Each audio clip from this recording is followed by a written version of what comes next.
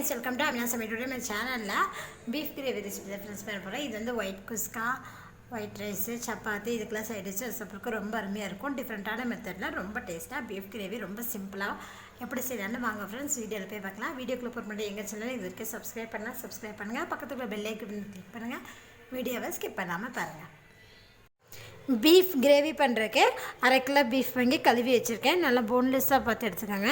இது கூட பார்த்திங்கன்னா 100 கிராம் சின்ன வெங்காயம், அதில் வந்து காவாசி வந்து கட் பண்ணி வச்சுருக்கேன் சின்னதாக, மீதி வந்து முழுசாக தான் எடுத்து வச்சுருக்கேன். 2 தக்காளி பொடியாக கட் பண்ணது, பச்சை மிளகா 2 பொடியாக கட் பண்ணி வச்சுருக்கேன். இது கூட பார்த்திங்கன்னா 1 துண்டு இஞ்சி, 6 பல்லு பூண்டு எடுத்திருக்கேன்.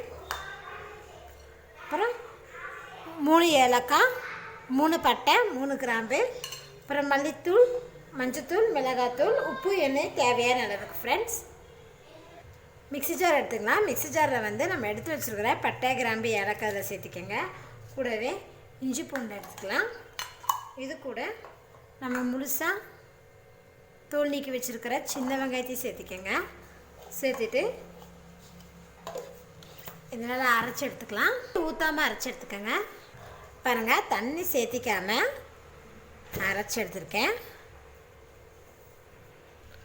குக்கரில் 5 டீஸ்பூன் எண்ணெய் விட்டுக்கோங்க. எண்ணெய் கொஞ்சம் அதிகமாகவே விட்டுக்கலாம் ஃப்ரெண்ட்ஸ், ஏன்னா கிரேவிக்கு அப்போ தான் ரொம்ப நல்லாயிருக்கும். எண்ணெய் சூடாகட்டும். எண்ணெய் சூடாகுமே இதில் பட்டை, கிராம்பு, ஏலக்காய் இது 3 எடுத்துருக்கேன். இதை சேர்த்திக்கோங்க.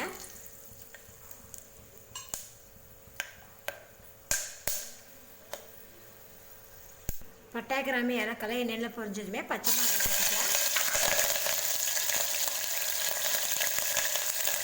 பச்சை மிளகாய் பாருங்கள் எண்ணெய் நல்லா பொரிஞ்சிருச்சு. இப்போ இது கூட கட்டி வச்சுக்கிற சின்ன வெங்காயம் எடுத்துக்கலாம். சின்ன வெங்காயத்தை லேசாக வதக்கி விட்டுருங்க. சின்ன வெங்காயம் பார்த்திங்கன்னா ஓரளவுக்கு வதக்கி இருக்குது. இப்போ இது கூடவே நம்ம அரைச்சி வச்சுருக்கிற சின்ன வெங்காயம், பட்டை, கிராம்பு, ஏலக்காய், இஞ்சி பூண்டு இது 3 அரைச்சி வச்சுருக்கோன்னு இது சேர்த்திடலாம்.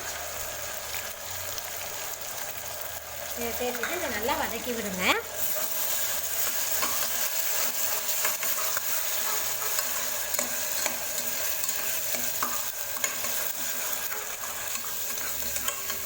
நான் போட்ட பேஸ்ட்டு நல்லா வதக்கியாச்சு.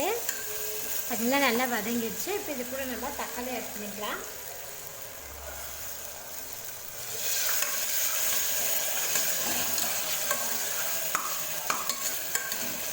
தக்காளி சேர்த்து நல்லா மிக்ஸ் பண்ணியாச்சு. இப்போ தக்காளி நல்லா வதங்கட்டும் ஃப்ரெண்ட்ஸ். பாருங்கள், தக்காளி சேர்த்து நல்லா மிக்ஸ் பண்ணி தக்காளி நல்லா வதக்கியாச்சு. இப்போ இது கூட நம்ம மசாலா பொடி ஆட் பண்ணலாம். மசாலா பொடி ஆட் பண்ணும்போது ஃப்ளேம் வந்து லோ ஃப்ளேம் வச்சுருங்க. இப்போ காரத்துக்கு வந்து மிளகாத்தூள் வந்து 1.5 டீஸ்பூன் ஆட் பண்ணுறேன். ஏற்கனவே பச்சை மிளகா வேறு சேர்த்திருக்கேன் ஃப்ரெண்ட்ஸ். அதனால் மல்லிப்பொடி வந்து 3 டீஸ்பூன் ஆட் பண்ணிக்கோங்க. வீட்டிலே அரைச்ச மல்லிப்பொடி ஃப்ரெண்ட்ஸ். இது கூட 1/2 டீஸ்பூன் மஞ்சத்தூள், 1 டீஸ்பூன் கரம் மசாலா தூள்.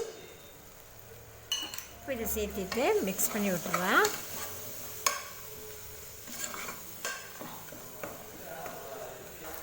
மசாலா பொடியை போட்டு நல்லா வதக்கியாச்சு. இப்போ இது கூட நம்ம கழுவி வச்சுருக்கிற கையை சேர்த்துக்கலாம்.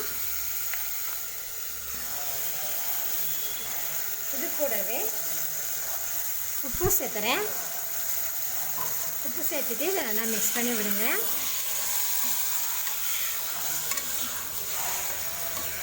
இது நல்லா வதங்கணும். பாருங்கள், கறி போட்டு நல்லா வதக்கிட்டேன் மசாலாவோட. இப்போ இதில் நம்ம தண்ணி சேர்த்துக்கலாம். நான் வந்து 1 கப் தண்ணி சேர்த்திருக்கேன் ஃப்ரெண்ட்ஸ். ஏற்கனவே பீஃபில் தண்ணி இருக்கும் இல்லையா, அதனால் 1 கப் தண்ணி சேர்த்துருக்கேன். இப்போ நல்லா மிக்ஸ் பண்ணிக்கலாம். ஏன்னா நம்ம கிரேவி தான் வைக்கிறோம், அதனால் அதிகமாக தண்ணி சேர்த்துறேன் நான். இப்போ தண்ணி சேர்த்துட்டு நல்லா மிக்ஸ் பண்ணி விடுங்க. நான் ஹை ஃப்ளேம்லேயே வச்சுருக்கேன். மூடி போட்டு க்ளோஸ் பண்ணி 4 விசில் ஹை ஃப்ளேம்லேயே வேக வச்சு எடுத்துக்கோங்க. பாருங்கள், 4 விசில் வந்தது ஆஃப் பண்ணிட்டேன். இப்போ குக்கர் மூடியை ஓப்பன் பண்ணி பார்க்கலாம். பார்த்திங்கன்னா 4 விசிலே பார்த்திங்கன்னா பீஃப் பாருங்கள் நல்லா மசாலா பிடிச்சி நல்லா குக் ஆகிருக்கு பாருங்கள். இப்போ நம்ம அடுப்பு ஆன் பண்ணிக்கலாம். ஆன் பண்ணிவிட்டு இதில் அரை டீஸ்பூன் குருமிளகு, அரை டீஸ்பூன் ஜீரகம், இது ரெண்டையுமே நல்லா நுணுக்கி வச்சுருக்கேன். அது இதில் சேர்த்திக்கங்க. சேர்த்திட்டு இது நல்லா 5 நிமிஷம் ஹை ஃப்ளேம்லேயே நல்லா கொதிக்கட்டும். பார்த்தீங்கன்னா ஹை ஃப்ளேம்லேயே 5 நிமிஷம் நல்லா குக் பண்ணிவிட்டேன். பார்த்திங்கன்னா நல்லா எண்ணெயெல்லாம் தெரிஞ்சு நல்லா மேலே வந்துச்சு பாருங்கள். இப்போ இது கூட கொஞ்சமாக நறுக்கின கொத்தமல்லி இதில் ஆட் பண்ணிடலாம். கூடவே ஃப்ரெஷ்ஷான கருவேப்பிலை இதில் ஆட் பண்ணிக்கோங்க ஃப்ரெண்ட்ஸ்.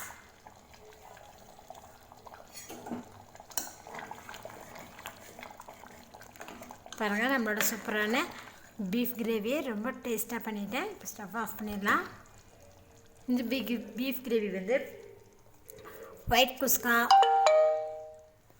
சப்பாத்தி, தோசைக்கெலாம் சைட் டிஷ்ஷு சாப்பிட்றதுக்கு ரொம்ப அருமையாக இருக்கும் ஃப்ரெண்ட்ஸ். நீங்களும் இது போல் செஞ்சு பாருங்கள். செஞ்சு பார்த்துட்டு உங்கள் ஃபீட்பேக்காக சொல்லுங்கள். என்னோட இந்த வீடியோ உங்களுக்கு பிடிச்சினா லைக் பண்ணுங்கள், உங்கள் ஃப்ரெண்ட்ஸ் ஷேர் பண்ணுங்கள். மறக்காமல் அமிலா சமையல் சப்ஸ்கிரைப் பண்ணுங்கள். நன்றி.